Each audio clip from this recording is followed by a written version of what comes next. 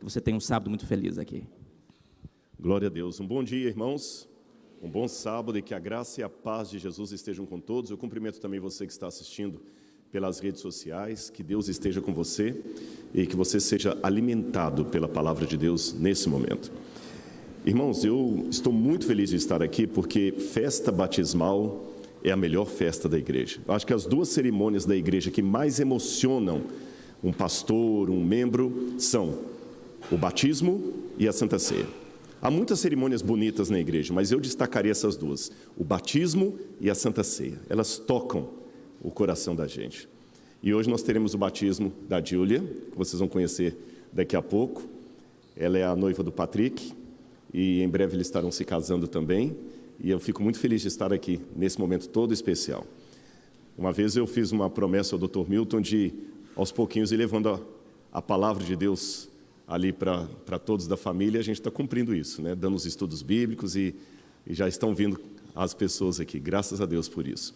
E eu gostaria de, já que eu falei do Dr. Milton aqui, eu gostaria de, antes de começar o sermão, pedir vocês para eu quebrar o protocolo para fazer uma coisa aqui, e vocês vão entender. Quando a gente está no movimento da igreja e Jesus vai demorando a voltar, não vou negar para vocês, passa-se um sentimento às vezes de angústia no coração.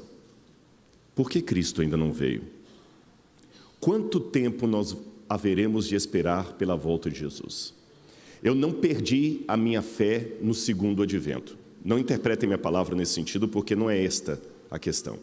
Eu continuo crendo na volta de Jesus piamente. Eu sei que Ele vai voltar. Eu creio. Mas eu não nego a minha dor. Por que ainda não? A saudade. Você entendeu? Você sabe que o seu filho vai voltar daquele curso que ele fez longe do Brasil. Mas isso não impede você de sentir a dor e olhar para a foto dele. É esse sentido. Esse sentido da dor pelo ainda não da volta de Jesus, ele é agravado por um mundo que parece estar hostil a tudo que a Bíblia apresenta. Parafraseando Rui Barbosa, que no livro O Papa e o Concílio escreveu na introdução: haverá tempo em que os homens terão que pedir desculpas por serem honestos. Vão chegar tempos, ou já estão às nossas portas, em que nós vamos pedir perdão simplesmente por acreditar naquilo que a Bíblia apresenta. Porque a crença bíblica já é ofensiva. A gente olha para a juventude, para os mais novos e fala assim: Senhor, que universo vai cercar essas crianças? O que vai acontecer com a igreja? Mas aí Deus nos consola com eventos do passado que mostram que Deus sempre esteve conduzindo o povo dele. A escritora Ellen White escreveu: nada temos de recear quanto ao futuro, a menos que nos esqueçamos a maneira maravilhosa e providencial, diria eu, como Deus cuidou do seu povo no passado. Então, colocando isso que eu acabei de falar teoricamente em prática, eu vou dizer para vocês uma coisa. Eu recebi um abraço muito gostoso ali dentro. Eu não acho certo fazermos discriminação por idade, por sexo, por cor de pele, por questão social. Isso é errado. Mas eu acho que uma discriminação emocional você não está pecando em fazer. O que eu digo? O abraço do seu filho é muito mais gostoso do que um abraço de alguém que você viu, acabou de conhecer. Concordam comigo? E eu recebi um abraço agora ali do pastor Arthur Marsk. E ele ficava falando assim: acabei de falar de você na minha classe. Eu lembro de você, menino, quando você estava entrando para a obra. Está dando uma reverberação aqui, sou eu que falo mais perto. Eu lembro de você, menino, quando você estava entrando para a obra. E eu falei: eu lembro do sermão que o senhor pregou em 1985, lá no acampamento do Irapuru. E um trechinho do sermão que o pastor Marsk falou, e antes você pense assim: puxa, o Rodrigo é gênio, hein? Por lembrar isso aí, não. É porque emocionalmente teve significado para mim. Eu lembro do sermão dele, como você talvez lembra de uma frase da sua mãe na infância, da sua professora. Você também não tem uma memória afetiva por certas coisas? Você pode não lembrar de muita coisa, mas aquilo que mexeu emocionalmente com você, você lembra. E eu lembro de um detalhe do sermão dele, que ele contava quando ele estava começando o ministério. O pastor Arthur Mask, ele começou como pastor e ele foi visitar uma cidade onde havia poucos irmãos ali e ele recebeu o nome de um irmão. Ele estava tentando lembrar o nome do irmão, na minha memória era Antônio, mas vamos colocar Antônio já que o tempo passou. E quando ele chegou na determinada cidade lá, ele pegou o ônibus, foi até a rodoviária, desceu lá e o endereço não batia. E ele começou a procurar, onde é que está aqui você conhece o Antônio de tal? Era uma cidade pequenininha desse tamanho, todo mundo conhecia todo mundo. Não, não conheço. Você conhece? Não, não conheço. Você conhece? Não, ninguém conhecia. Ele já estava frustrado. Perguntava pelo nome e sobrenome, dava o endereço, ninguém conhecia. Aí alguém falou com ele no final assim, olha, vá até aquele bar ali, porque naquele bar o dono do bar conhece todo mundo aqui. Se esse sujeito mora aqui, o dono do bar vai conhecer. Ele chegou lá no bar, aquela cena de botequim mesmo, pessoal jogando sinuca, cervejinha. E ele perguntou, com licença, você conhece fulano de tal? Não, também não. Pergunta para o dono. O dono do bar veio, fulano de tal, também não conheço. Aí o pastor falou, puxa vida, olha, ele é da igreja adventista, assim, pera, ele é crente? Você está falando do homem de Deus. Quando o dono do bar falou homem de Deus, é do homem de Deus que ele está procurando? Não, todo mundo conhece o homem de Deus, por que você não falou antes? A gente não sabia que ele tinha esse nome não, todo mundo conhece ele aqui como homem de Deus. E quando o pastor Arthur, então menino ainda, aspirante ao ministério, foi levado até o homem de Deus, ele abraçou aquele homem, aquele irmão, e falou assim, Senhor, eu lembro disso até hoje ele cantando, Senhor, que eu seja conhecido assim, não como Arthur Mask, mas como homem de Deus. Depois de contar essa história, ele pegou o violino, tocou e cantou, dá-me tua paz, mestre, dá-me tua paz. E eu com 14 anos, ouvindo aquele sermão assim, querendo fazer esse grave que na época não tinha.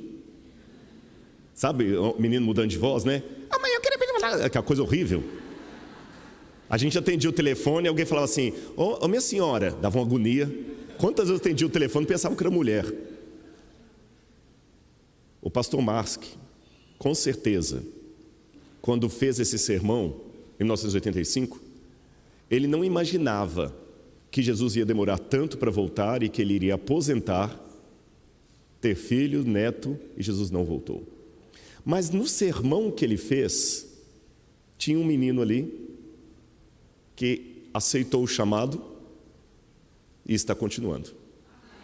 Esse menino hoje também já não está tão novo assim. Mas se Jesus ainda demorar alguns anos para voltar, eu sei que tem gente sentada aí que vai continuar, porque a igreja não vai cair. Amém? Agora, se eu retroceder ao passado anterior ao pastor Mask, quando ele começou o ministério dele, tinha um outro membro da igreja, que não era pastor, mas que tinha uma alma de pastor, que queria fazer de tudo para levar o evangelho adiante. Essa pessoa era o Dr. Milton. Ele vendia muito bem, era um vendedor de mão cheia. Tanto é que a primeira vez que ele ouviu a palavra colportagem, que é vender livros de porta em porta, ele estava no CAB, Colégio Adventista Brasileiro, não chamava-se nem IAE. E ele morava numa casa, era uma pocilga, muita miséria, muito problema financeiro, pai alcoólatra, pai com relacionamento tóxico, um irmão que morreu, e a mãe dele, com muito sacrifício, falou assim, olha, eu tenho os meus filhos aqui, mas pelo menos um, eu vou ver se a gente dá uma ajuda, porque quem sabe ele ajudar os irmãos. Ela penhorou a máquina de costura dela, e ajuntou o dinheiro para ele ir para o CAB, para estudar ali. E quando ele chegou lá no CAB, que é o Colégio Adventista Brasileiro, em Santo Amaro, que na época era um lugar lindo,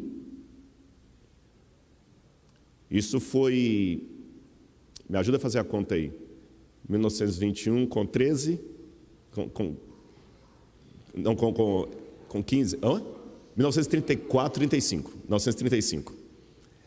Quando ele chegou lá no IAE, que ainda era CAB, ele tinha lá os colegas, tudo limpo, bonito. A professora Albertina Simon era professora de língua portuguesa, e a professora Albertina Simon falava tão bem, e ele tinha memória para decorar as coisas, ele gostava de literatura, e ele aprendia com ela o português, como é que escrevia corretamente, começou a decorar poesias, até na hora de ter uma namorada ele falava poesia, escrevia e não colocava o nome do autor, é claro. E na época lá você tinha o diretor do colégio, que só um pouquinho, daqui a pouquinho o nome vem, que até deu o nome do Super Bom, daqui a pouco eu vou lembrar o nome dele,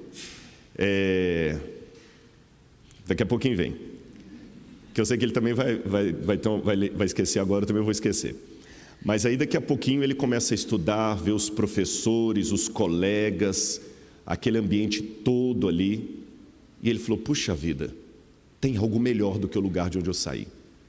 Só que começou a terminar o semestre e ele não tinha dinheiro para continuar. Aí alguém falou, por que você não sai para colportagem? Ele falou, colportagem? O que é isso? Colportagem. Ah, você vai vender livro de porta em porta e tal, aí você pode conseguir o dinheiro para voltar. Ele foi fazer isso. Colportou, falou, eu estou bem nisso aqui. E começou aí. E foi, e cresceu. Depois acabou saindo do CAB. E ele falou, olha, eu vou para o Rio de Janeiro, porque se eu quero ser alguém na vida, eu tenho que estudar bem. E veio para cá, época de Getúlio Vargas. Teve briga estudantil, ganhou tiro da polícia, mas ele nunca esqueceu o que ele aprendeu em casa com a mãe piedosa e no colégio. Quando ele começou a ver que, como um bom vendedor, ele ganhava mais do que como advogado, mesmo tendo diploma de direito, ele virou empresário. E foi crescendo, crescendo. Mas Deus colocou uma coisa no coração dele. Milton, eu te coloquei aí para você fazer por outros o que eu fiz por você. E ele começou a incentivar alunos a estudarem. Ele falou assim, eu não sirvo para ser pastor, mas eu sirvo para formar pastores. E não só pastores, médicos, advogados. E começou a estudar, estudar, estudar. Houve um episódio da vida do Dr. Milton que eu ouvi da própria testemunha ocular, porque ele mesmo não conta essas coisas. Quando ele estava em Nova Lima, ele iria ajudar uma igreja. E o pastor foi lá para pegar o cheque para ajudar na construção de alguma coisa da igreja. E viu o Dr. Milton conversando com o contador. E a porta estava entreaberta e o pastor escutou a briga ali. Olha, não dá o dinheiro, não dá. O que tem no banco não cobre tudo que a gente precisa. Coçou a cabeça, vamos ver, nervoso. O pastor falou, eu vou embora daqui. Não vou nem pedir, gente, imagina. Aí quando ele viu o pastor, pastor, tudo bem, entra aqui. Você veio buscar aquele cheque, né? Eu vou ajudar lá na construção. Quanto que a gente tem no banco? O contador falou, tanto. Faz o cheque e passa para ele. E o contador falou assim, Milton, eu estou falando que o que a gente tem não vai cobrir todas as dívidas que nós temos.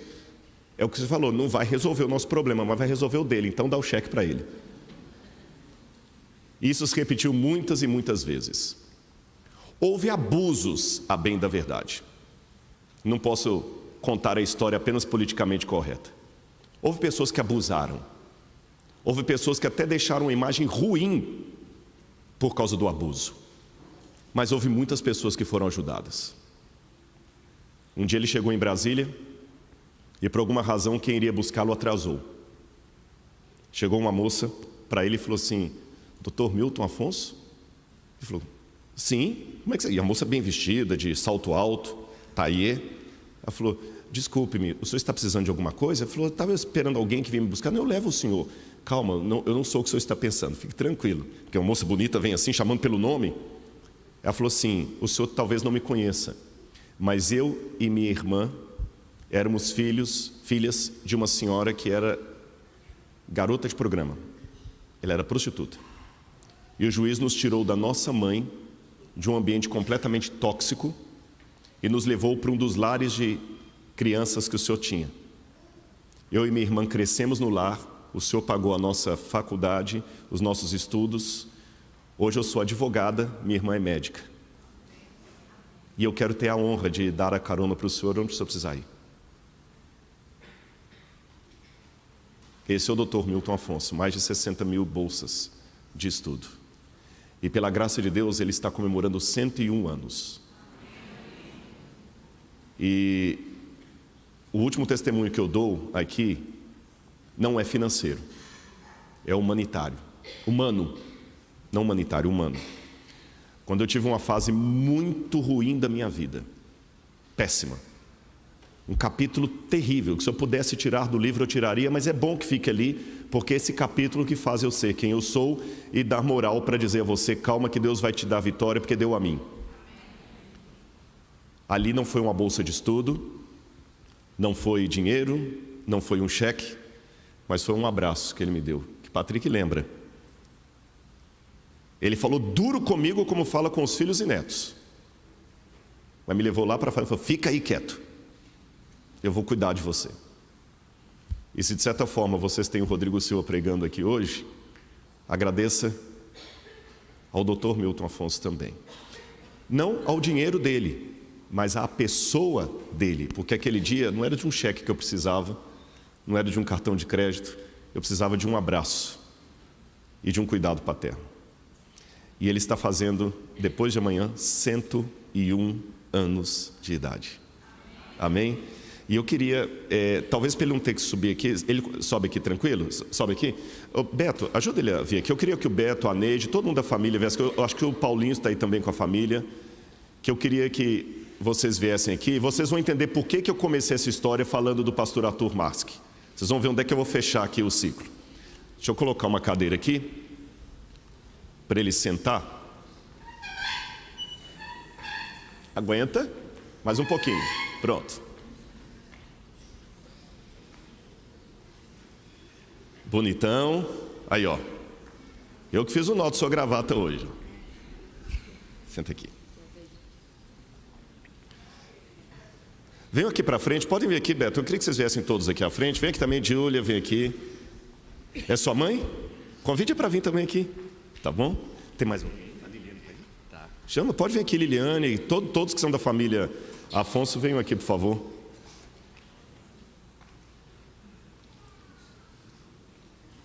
Muito bem. Dr. Milton, eu quero agradecer muito ao senhor, em meu nome e em nome dos mais de 60 mil alunos que o senhor ajudou, tá certo?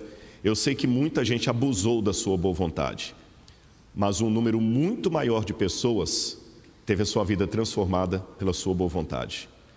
É por isso que hoje, com muita humildade no coração, eu peço que o Senhor abençoe e guarde o senhor e os seus netos e bisnetos e filhos, tá bom? Porque deve ser muito gratificante saber que você é filho de alguém que queria ajudar. E eu peço ao pastor Arthur Marski que venha aqui, porque eu quero que ele faça uma oração abençoando o Dr. Milton Afonso. Viu, pastor? Um dia o senhor pediu a Deus que, quando o senhor abraçou aquele irmão lá, que o senhor fosse conhecido como homem de Deus. Homem de Deus, homem de Deus, homem de Deus. Eu quero que o senhor peça agora que toda a família do Dr. Milton também sejam conhecidos como homens e mulheres de Deus e que Deus abençoe muito a vida dele com seus 101 anos de idade. 1 século e 1 ano de vida. Que honra, puxa. A honra é nossa. Tudo começou com outro homem de Deus, o meu pai, grande amigo, Dr. Milton Afonso, Geraldo Marski. Tinha mais idade do que o Dr. Milton Afonso, mas eram grandes amigos lá no CAB. E meu pai amava muito o Dr. Milton Afonso, quando era um menino ainda, Dr. Milton Afonso. E o Dr. Milton Afonso sempre amava o meu pai. Que bênção. Dr. Milton, vou fazer uma breve oração, mas antes vou deixar a bênção que está na palavra do Senhor. Que o Senhor te abençoe e te guarde. Que o Senhor faça resplandecer o seu rosto sobre ti, Dr. Milton. E que sobre ti o Senhor derrame as tuas misericórdias. E que sobre ti o Senhor te dê a paz agora e para todo sempre. Amém. Ó Deus, muito obrigado, porque Tu és grande. Grande é o Senhor, grande é o Teu nome, grande é a Tua misericórdia, grande é o Teu poder. Por isso nós podemos dizer nesse momento, juntamente com o Dr. Milton Afonso, Ebenezer, até aqui o Senhor nos ajudou. Pessoalmente eu quero dizer-te, Senhor, até aqui o Senhor abençoou o Dr. Milton com tantas bênçãos, com tantos milagres, com essa família tão querida, tão linda. Ó Deus, muito obrigado. Em nome da igreja, em nome de todos nós, Senhor, queremos dizer, Senhor Jesus, muito obrigado pela vida desse teu servo. Tantas bênçãos e mais bênçãos ainda o Senhor vai derramar sobre ele, sobre os seus filhos, sobre os seus netos, sobre toda a família, sobre a tua igreja, assim como ele tem sido uma bênção, Senhor Jesus, que tu possa abençoá-lo, não somente a ele, mas toda a sua família, com a coroa da vida. Muito obrigado, Senhor Jesus. Deus o abençoe em nome de Senhor Jesus. Amém.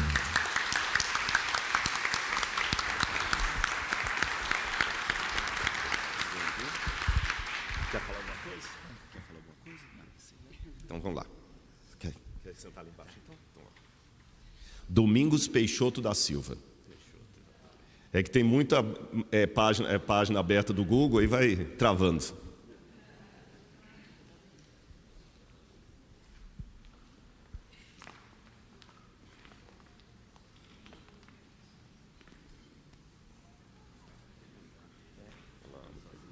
Vai lá. Vou contar para vocês uma história.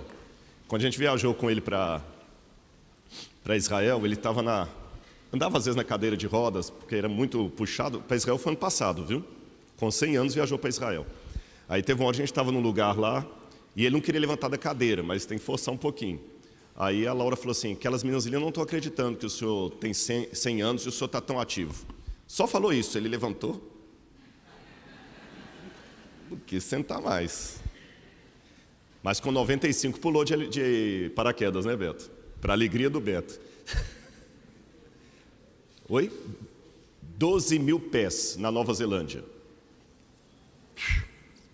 Eu não pulo nem daqui ali embaixo. Muito bem, meus queridos. Vamos nessa manhã falar com vocês um pouquinho. Deixa eu só afastar aqui, ó. Pronto. O poder da fraqueza. Esse é o tema que eu tenho para pregar hoje para vocês. Se vocês olharem, nós vivemos uma vida onde a cultura atual é a cultura da força, do poder, da resistência. Essas palavras força, poder, resistência estão aí para todo lado. Muitos palestrantes de autoajuda, trainees, como se diz, pessoal de empresas motivacionais, palestras motivacionais, sempre usam essas palavras: força, poder, resistência. Você tem que vencer. Você vai incentivar os seus vendedores lá, né? Você tem que vencer, você tem que colocar o seu coração nisso. Aí conta uma história de alguém como o Dr. Milton, que começou pobre e venceu na vida. É isso que faz o papel hoje. Já tem igrejas, muitas pregações hoje de prosperidade. É isso, olha, você que é um empresário, venha fazer aqui a terça-feira do milagre urgente, você vai ganhar dinheiro, vai ganhar isso. Nós hoje queremos. Na política, fala-se tanto em resistência, vamos resistir a isso. Nós vamos resistir do lado de cá também, não vamos aceitar. Negros, mulheres, pessoas minoritárias, hoje nós vamos resistir. Agora, o curioso é que a Bíblia, entrando em contradição com tudo isso, num paradoxo, fala que o poder de Deus se aperfeiçoa na fraqueza. Eu quero ler com vocês aqui o livro de 2 Coríntios, capítulo 12, versículo 8. 2 Coríntios 12, verso 8. Paulo está reclamando de uma dificuldade que ele tinha na vida. Verso 9, melhor dizendo. Paulo estava reclamando de uma dificuldade que ele tinha na vida, que ele chamava de espinho na carne, um instrumento de Satanás para limitá-lo. E no verso 8 ele diz: 3 vezes eu pedi ao Senhor que afastasse de mim esse espinho na carne, essa dificuldade, essa crença limitante que ele tinha, um poder físico, um problema físico. Então o Senhor me disse: a minha graça é o que basta para você, porque o poder se aperfeiçoa na fraqueza. O poder se aperfeiçoa na fraqueza. É interessante que essa palavra grega, fraqueza, astenia, significa falta de estímulo, falta de vontade. Em grego você tem lá, regar dynamis en asteneian teletai. O meu poder é na fraqueza, na falta de vigor que ele se complementa. É isso que está no grego. O meu poder se complementa, chega ao seu fim na fraqueza. É estranho isso. É um paradoxo. Olhem a foto daquela menininha ali. Eu acho que quando eu vi a primeira vez essa foto, eu até coloquei nas minhas redes sociais, eu coloquei com a imagem assim: é por isso que o reino dos céus é das crianças, né? Na ingenuidade dela, ela acha que está ajudando. Mas se você olhar por outro lado, o poder de Cristo se aperfeiçoa na fraqueza de que forma? Só a foto de Jesus carregando a cruz daria um impacto. Mas o fato de ter aquela criancinha no fundo ali não deu um outro impacto em vocês? O meu poder se aperfeiçoa na fraqueza. Em que sentido? O poder de Deus fica mais vivo quando na fraqueza Ele mostra o que Ele pode fazer. O poder de Deus fica ainda mais esplendoroso quando na fraqueza Deus mostra o que Ele pode realizar, mesmo a partir de pessoas fracas. Mas é difícil a gente aceitar isso na prática. Eu não sei se todos conhecem, isso aí é uma foto de um seriado da Netflix chamado Falda. Falda é uma palavra muito interessante. Falda é uma palavra que tem tanto em hebraico quanto em árabe moderno. E falda significa caos, o caos. Falda é um seriado assim bem, muito tiro, muita coisa assim, porque mostra como agentes do Mossad vão até a Palestina para matar terroristas ou destruir células de terrorismo. E essa é a cena dos israelenses. E convenhamos, pela cultura moderna de resistência, de poder, se nós fôssemos judeus, nós iríamos querer fazer parte de um povo que tem esses representantes, correto? Como é que você quer que a sua empresa seja representada? Por pessoas bem resolvidas. Como é que você quer que a sua igreja seja bem representada? Por pessoas que venceram na vida de sucesso. Você quer trazer uma visita aqui, a visita querer fazer parte do grupo, porque todo mundo aqui é bem sucedido, todo mundo é bonito, sadio, forte. Mas a história mostra que os judeus nem sempre são representados dessa forma. Esses também são judeus. Mas não é esse quadro que a gente quer que lembre o nosso povo. A bem da verdade, seja o judeu falando do Holocausto, seja o negro falando da discriminação, do racismo, seja a mulher falando do feminicídio, sempre que você é vítima de alguma coisa, você hoje, na conjuntura atual, você quer contar essa história sim. Os negros sofreram no passado, porque eles não eram como eu, porque eu sou um negro da resistência. Eu sou um negro que eu boto para quebrar, eu não vou deixar o branco me discriminar. Os do passado foram escravizados porque eles não tinham a força dos negros de hoje. A mulher diz a mesma coisa. A mulher do passado era Amélia, era subjugada pelos homens porque elas não tinham a força da mulher de hoje. Porque se a minha avó fosse como eu, ela não aceitaria ser tratada pelo meu avô como ela foi. A minha mãe apanhou na mão do marido porque ela não era como eu. Eu quero ser das mulheres empoderadas. Eu quero ser o judeu do Falda, não o judeu de Auschwitz. Estou falando uma mentira? Não é isso que nós somos sempre treinados a pensar e a querer ser? Agora, quando eu vou para a Bíblia, eu noto que nem sempre foi a força que Deus usou, não foi o empoderamento que Deus usou para levar a mensagem dele. Eu vou usar como estudo de caso desse sermão que eu estou fazendo para vocês, o Templo de Jerusalém. Quando eu dava os estudos bíblicos, ainda dou, e eu ia falar do Templo de Jerusalém, eu sempre me baseava num trecho de Flávio Joséfo, quando ele descrevia o segundo templo, o templo da época de Jesus, e Joséfo era um historiador do primeiro século, ele dizia que o templo de Jerusalém era tão lindo que quando o sol batia meio-dia no teto dele, brilhava o ouro que havia ali em cima, você não conseguia olhar direito para o templo, que ofuscava a sua vista. Então, nos estudos bíblicos que eu dava, eu sempre falava do templo de Jerusalém como sendo uma coisa maravilhosa, esplendorosa, e aparentemente parece que era mesmo. O templo dá a glória ao nome de Deus, esse templo seria o maior templo jamais construído, grandioso. O próprio Salomão disse: grande será o templo que eu vou construir em Jerusalém, porque o nosso Deus é maior do que todos os outros deuses, segundo Crônicas 2, verso 5. O rei Davi, seu pai, já havia acumulado 3.750 toneladas de ouro, 37.500 toneladas de prata, bronze e ferro, grandes demais para serem pesados, madeira e pedra para a construção desse templo. Então, realmente, parece que o templo de Jerusalém era grandioso, esplêndido. O templo de Salomão começou a ser edificado por volta de 965 a.C. Ele demorou 7 anos para ser construído. 7 anos. E ele levou em conta 8.000 pedreiros. Ele era um prédio de aproximadamente 27, quase 28 metros de comprimento por 13 metros de altura e de largura 9 metros. Era grandioso. Tanto no livro de Reis como Crônicas diz que Salomão enviou 30.000 homens ao Líbano para trabalharem com a madeira, o cedro do Líbano que foi trazido. Eu tive a oportunidade de ir ao Líbano agora há um mês ou 2 meses atrás, se eu não me engano, e ali a gente viu cedros do Líbano mesmo. Eu até trouxe uma sementinha para tentar plantar aqui no Brasil. A Laura está olhando com cara de riso aqui, porque ela lembra que eu cheguei lá no lugar que tinha os cedros do Líbano, Beto. Aí chegou um homem e falou assim: olha, você quer plantar no Brasil? É fácil. Tá aqui, ó, vou te vender essa...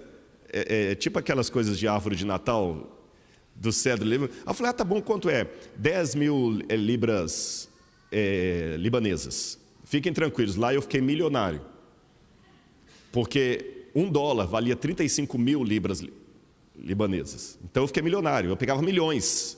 Assim, todo dia eu gastava milhões, só em almoço e outras coisas mais. Nunca me senti tão milionário. Mas eu dei 10.000 para ele. Beleza, fiquei falando: vou plantar no Brasil. Quando chegou lá na frente, tinha um monte no chão.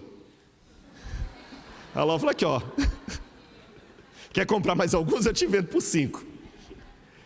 O cedro do Líbano hoje está até em extinção, infelizmente, mas é uma madeira linda, e Salomão importou o cedro do Líbano para o templo. Então ele era esplêndido e caríssimo, caríssimo. O templo era adornado com pedras preciosas, ouro de Parvai na Arábia. Em 1924, um professor alemão chamado Ignaz Alfred Groth escreveu um artigo no Jewish Daily Bulletin, onde ele fez o cálculo de quanto seria gasto para construir o templo. Ele calculou algo em torno de $30 milhões, mas se eu levar em conta a inflação e tudo mais, hoje daria $1 bilhão o preço do templo de Salomão. Grandioso não era? Esplêndido não era? Motivo de orgulho não era? Só que essa minha empolgação com o templo de Salomão só durou até eu começar minhas pesquisas arqueológicas e visitar demais o Oriente Médio. Sabem por quê? Vou dar alguns exemplos para os irmãos. Vou pegar só uma das pirâmides egípcias, só uma, a de Quéops. A pirâmide de Quéops custaria $5 bilhões, isso há uns 20 anos atrás. Eu não consegui fazer a atualização. Quanto que custaria o templo de Salomão no dinheiro de hoje? $1 bilhão. Só uma pirâmide custaria 5 bilhões de dólares há 20 anos atrás. E só ali você tem 3 principais: Kefren, Miquerinos e Quéops. Só de Quéops daria 5 bilhões de dólares. E os egípcios tinham um monte de pirâmides, muito maiores. O tamanho dela, olha, só para vocês terem noção, se eu pegar a pirâmide de Quéops, daria mais ou menos 230 metros de cada lado, né? Numa área de 5,3 hectares, isso daria 10 campos de futebol americano só dentro da base da pirâmide. Só na pirâmide de Quéops eu colocaria 10 campos de futebol americano. Ainda sobraria um pouquinho de espaço. O Templo de Salomão daria menos da metade de um campo de futebol americano. Ou seja, dentro da pirâmide de Quéops caberiam mais de 20 templos de Salomão. Será que o Templo de Salomão foi realmente tão grandioso, tão caríssimo? Dizem que tudo que se acha muito grande, muito caro, depende do ponto de vista, da perspectiva. Tá certo? Quem só andou a pé, o dia que anda num Fosquinha, acha que está andando num carrão. Outro templo egípcio, o templo de Karnak. Esse templo é esplendoroso, gente, grande demais. Essas colunas, eu não sei se dá para vocês verem o tamanho das pessoas ali, olha. Pelas pessoas lá no fundo, dá para você ter uma noção do tamanho das colunas de Karnak. O templo de Karnak, o complexo dele era tão grande, que cobriria mais ou menos 81 hectares de terra, ou 200 acres. Só para vocês terem noção, só na parte principal ali do templo de Karnak, não no complexo todo, só no hall, é como se eu pegasse a igreja aqui, a igreja tem o hall aqui das reuniões, da assembleia, tem as salinhas aqui embaixo, tem aquela parte ali, tem aqui tem escola, não tem? Tem uma escola aqui. Imagina que o templo de Karnak fosse tudo isso aqui. Só na ala principal, daria para eu acomodar 3 catedrais de Notre Dame. Sabe a igreja de Notre Dame? Só na nave principal caberiam 3. Agora faça a conta. A catedral de Notre Dame tinha 98 metros de comprimento, enquanto o templo de Salomão está errado ali, 27,43. A catedral de Notre Dame tinha 96 metros de altura, enquanto o templo de Salomão tinha 13. Ou seja, a catedral de Notre Dame é muito maior do que o templo de Salomão.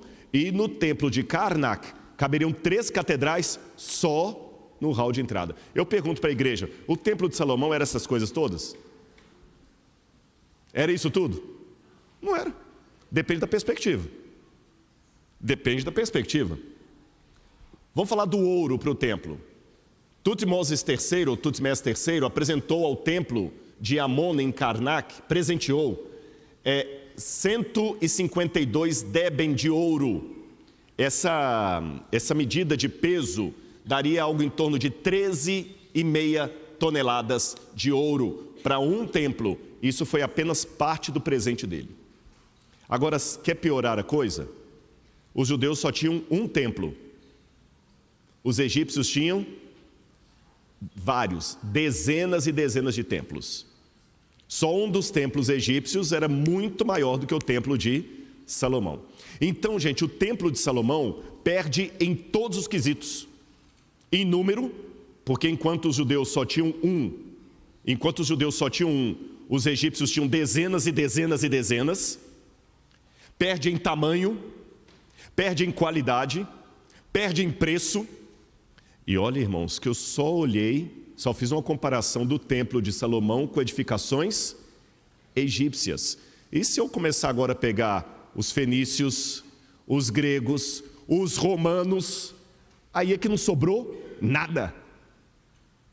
Chega a ser decepcionante em termos de restos arqueológicos quando você vai escavar no Egito e quando você vai escavar em Israel.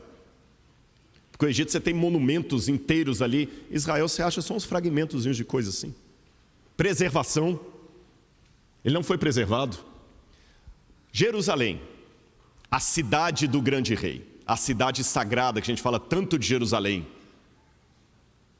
Não é isso? A grande cidade que Deus deu para o seu povo, Israel, tal. A cidade de Jesus, Jerusalém, a ponto que a nova terra vai se chamar Nova Jerusalém. Jerusalém não era nada também.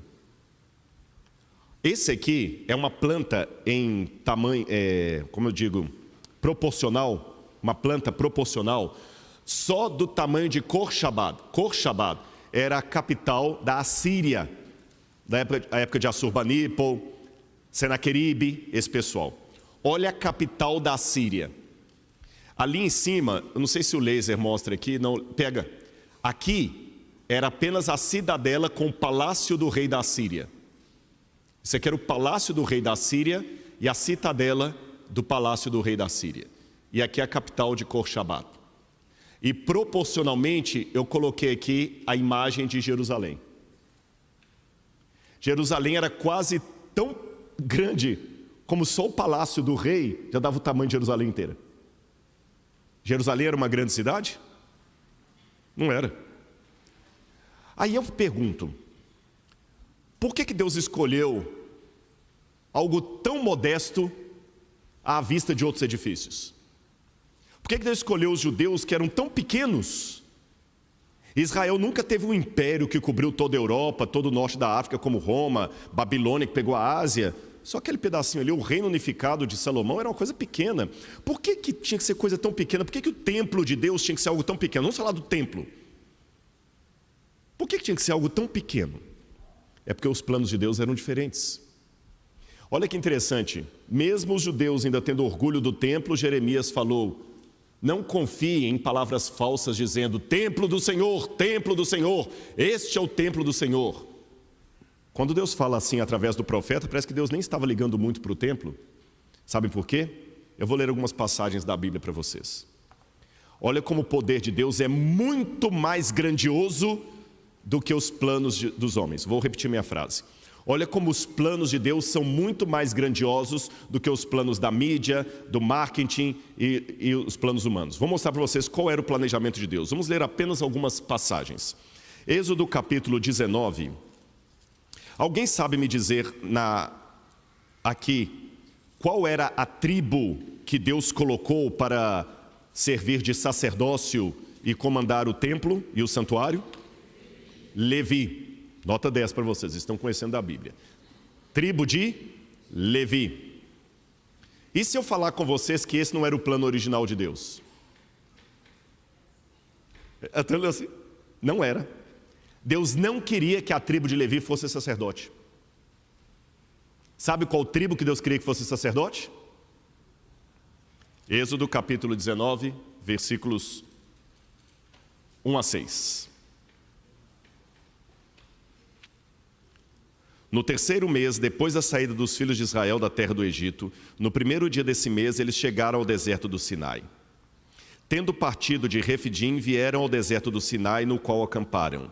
Ali Israel acampou em frente do monte. Moisés subiu para encontrar-se com Deus, e do monte o Senhor o chamou e lhe disse, assim você falará à casa de Jacó e anunciará aos filhos de Israel. Vocês viram o que eu fiz aos egípcios e como levei vocês sobre asas de águia e os trouxe para perto de mim. Agora, pois, se ouvirem atentamente a minha voz e guardarem a minha aliança, vocês serão a minha propriedade peculiar dentre todos os povos, porque toda a terra é minha. E vocês serão para mim um reino de sacerdotes e uma nação santa. Essas palavras você falará aos filhos de Israel. Deus queria que os levitas fossem sacerdotes? Não. Qual tribo Deus queria que fosse sacerdote? Todas. Todas. Todo mundo era para ser sacerdote e comparecer no templo de Deus. Mas se Deus queria que todos fossem sacerdotes, por que só os levitas se tornaram sacerdotes? Eu não vou ler todos os versos ali por causa do tempo, mas é interessante que Deus fez uma proposta com Moisés. Fale com o povo para jejuar, se santificar e preparar, e amanhã você vai subir ao monte e o povo vai subir ao monte comigo. Só que quando o povo chegou diante, o que aconteceu? Eles ficaram com medo. É interessante que aqui no verso 22, diz assim, no verso 17: e Moisés levou o povo para fora do arraial ao encontro de Deus, e puseram-se ao pé do monte. Verso 22, também os sacerdotes que se aproximaram do Senhor devem se consagrar. Aqui está falando sacerdotes no sentido, não é o sacerdote levita, eram os representantes do povo, para que o Senhor não se volte contra eles. Aqui Moisés disse ao Senhor: o povo não poderá subir ao monte, porque tu nos advertistes dizendo, marque limite ao redor do monte.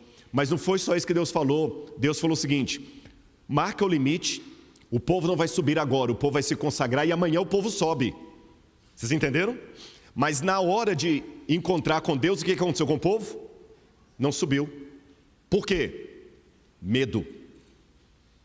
Desculpa, o povo não vai subir não, porque o Senhor colocou limite aqui. Era para o povo subir. Olha o que diz o capítulo 20, verso 18. Todo o povo presenciou os trovões, os relâmpagos, o som da trombeta no monte fumegante, e o povo, observando, tremeu de medo e ficou de longe. Disseram a Moisés: fale-nos você e ouviremos, porém não fale Deus conosco, para que não morramos. Olha para mim aqui, nunca mais esqueço o que eu vou dizer.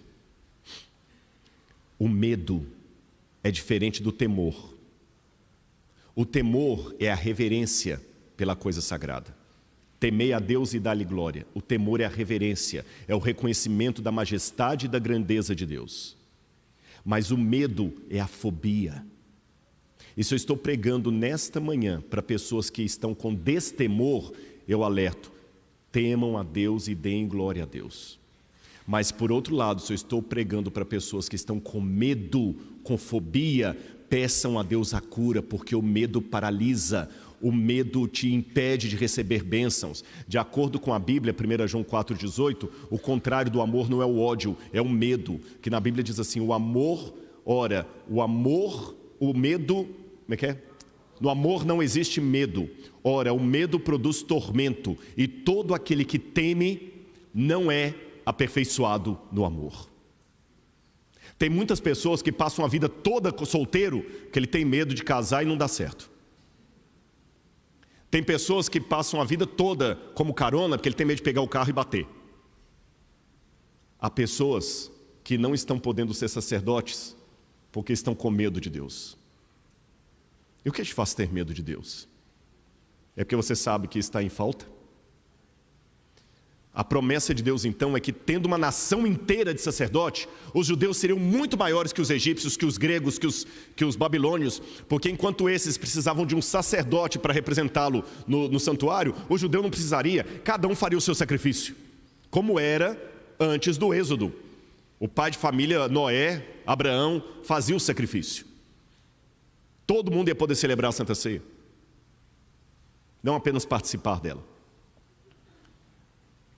Por isso que eles tiveram que fazer um templo, porque eles deixaram de ser o templo de Deus. Você olharia o templo do babilônico, olharia o templo do romano, o templo do egípcio, o templo do grego e o povo de Israel.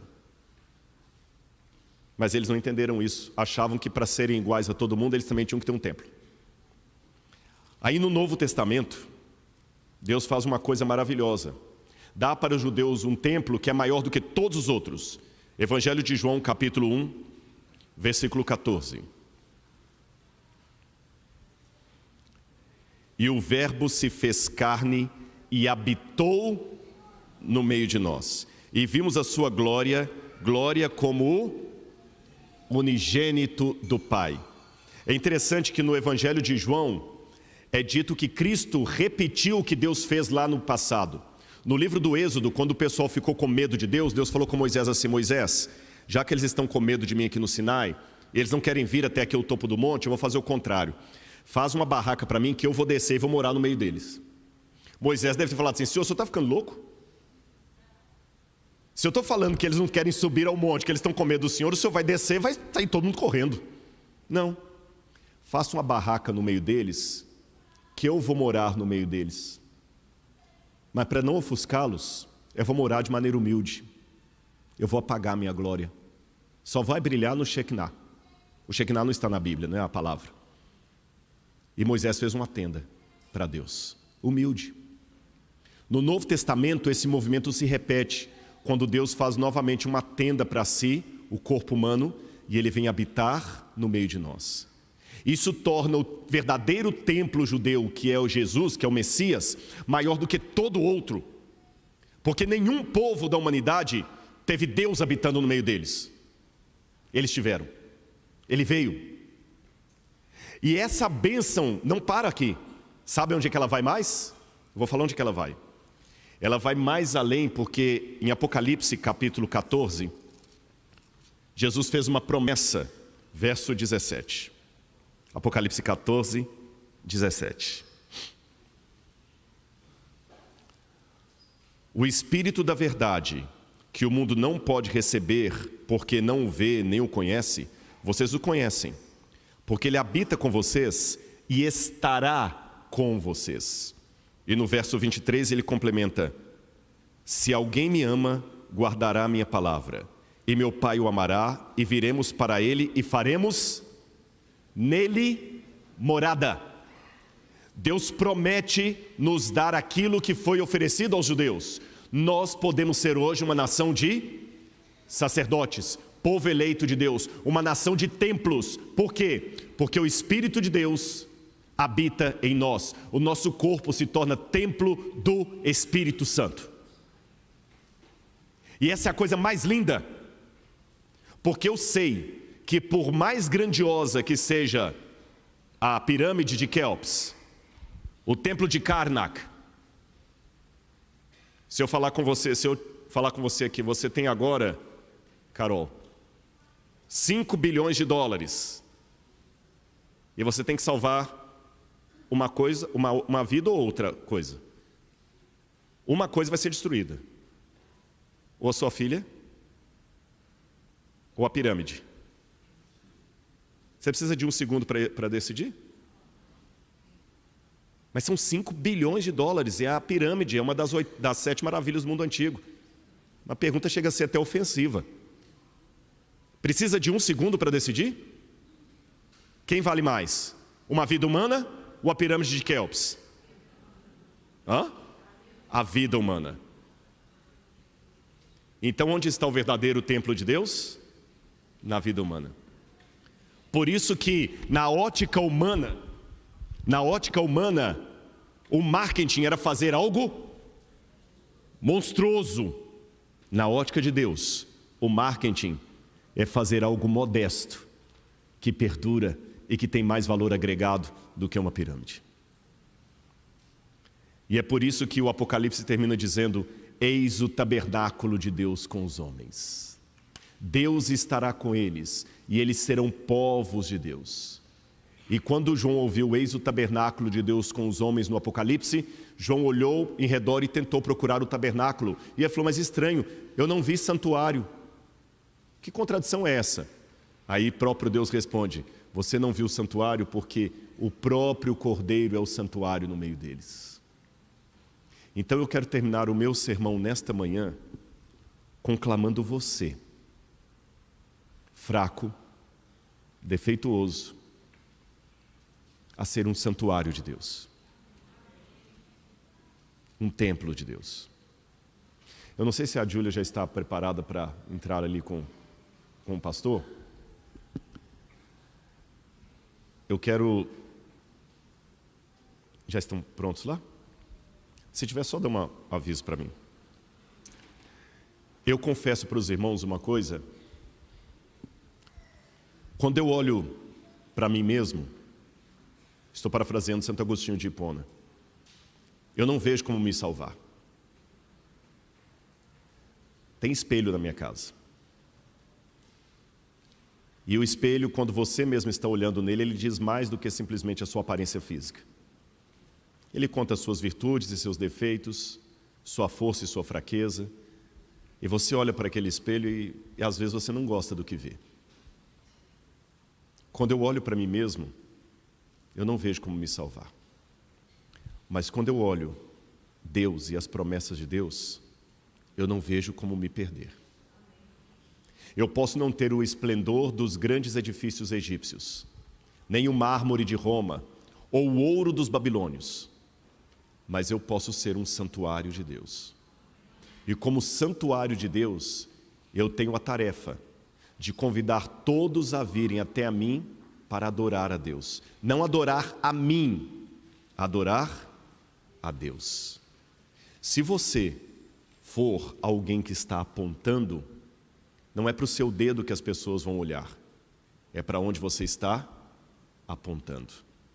Então, numa cultura tão narcisista, onde as pessoas querem no Instagram que todos olhem para ele, para o filtro dele, faça com que eles olhem para o seu dedo, apontando para aquele que é maior do que você.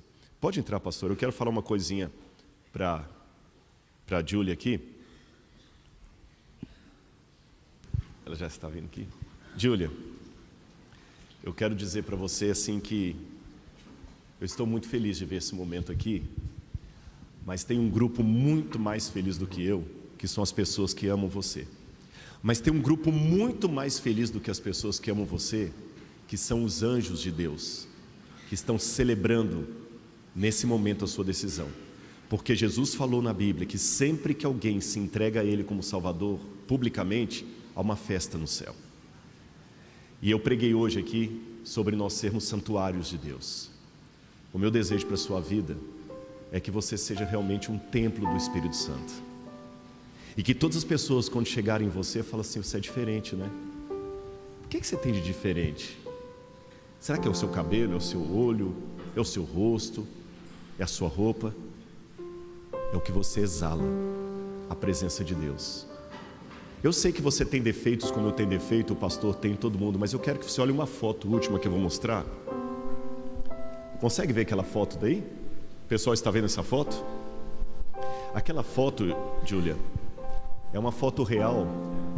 Aquele anãozinho que está sendo carregado ali chamava-se Samir. Samir. E o altão que está carregando Samir nas costas se chamava Muhammad. Olha que ironia. O Samir era um cristão e o Muhammad era muçulmano. E eles sofriam muita discriminação onde eles moravam, porque as pessoas não tinham a ideia de acessibilidade, respeito aos deficientes físicos. Não havia isso na época. Eram quase inválidos. E o Muhammad tentava vender panelas, mas ele não conseguia, porque ele era cego. Ele batia, as pessoas davam dinheiro errado para ele. O Samir podia ver, mas ele não podia andar porque ele tinha as pernas atrofiadas. Era um anãozinho com as pernas atrofiadas. Um dia o Samir encontrou-se com Muhammad e eles fizeram um acordo, um pacto de paz. O Muhammad falou: eu não tenho olhos, mas você tem, Samir. E o Samir: eu não tenho pernas, mas você tem, Muhammad. E por longos e longos anos, o Muhammad emprestava as pernas dele para o Samir, e o Samir emprestou o olho dele para Muhammad. E essa foto foi tirada dos dois, e eles andavam por toda a cidade. Os dois tinham defeitos, deficiências, limitações, mas um permitiu que a sua limitação trouxesse o outro para a vida dele, e o outro permitiu que a sua virtude suprisse a limitação do outro.